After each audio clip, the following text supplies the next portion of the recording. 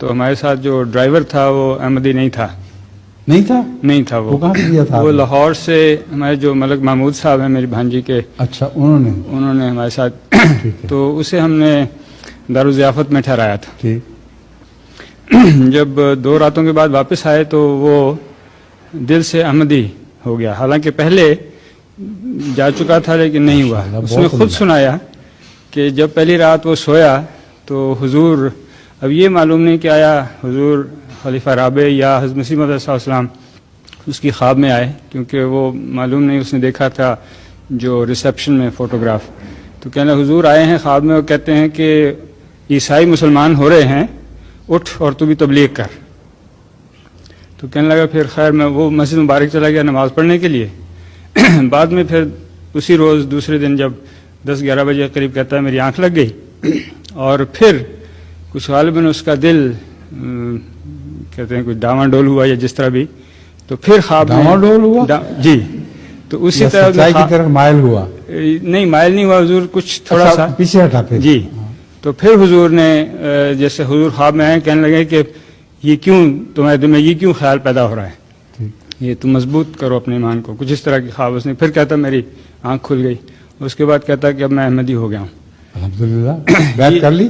جی اس وقت انہوں نے بیعت کروانے کا انتظام کر رہے تھے لیکن وہ آنا پڑا. بہت عمدہ. دوسری ایک اور بہت فائدہ ہو گیا غیر احمدی ڈرائیور لانے کا. جی ابھی تو غیر احمدی ڈرائیور پکڑے.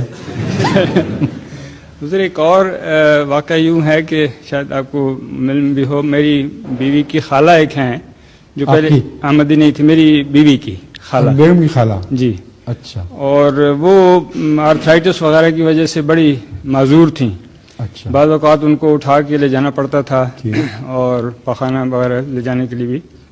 انہوں نے خود سنایا. ہمیں یہاں پہ اطلاع ملی تھی کہ وہ احمدی ہوئی ہیں، اور لیکن ہم نے پھر خود جا کے ان سے ان کی زبانی سنا.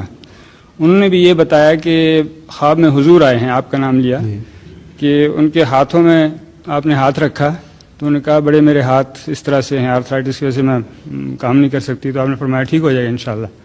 اور پھر ان کی جاگ کھل گئی. کہتے ہیں دوسرے دن صبح ہی آنکھ کھل گئی، آنکھ کھل گئی ان کی.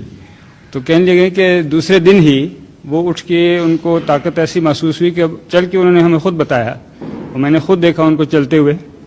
کہتے ہیں کہ انہوں نے خود روٹیاں پکائیں اپنے ہاتھ سے، اور یہ اللہ تعالیٰ کے فضل سے وہ اللہ کے فضل سے بہت پکی احمدی ہوئی ہیں. ان کے متعلق مشہور یہ تھا کہ بہت کنجوس ہیں. اچھا. اور یہ بھی واقعہ ہے کہ انہوں نے 20 لاکھ روپیہ مسجد کی تعمیر کے لیے دیا جماعت کو. تو یہ واقعات بڑے پلٹ گئی ساری. جی بالکل.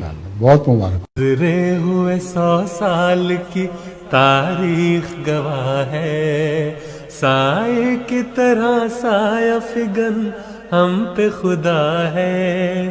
گزرے ہوئے 100 سال کی تاریخ گواہ ہے، سائے کی طرح سایہ فگن ہم پہ خدا ہے.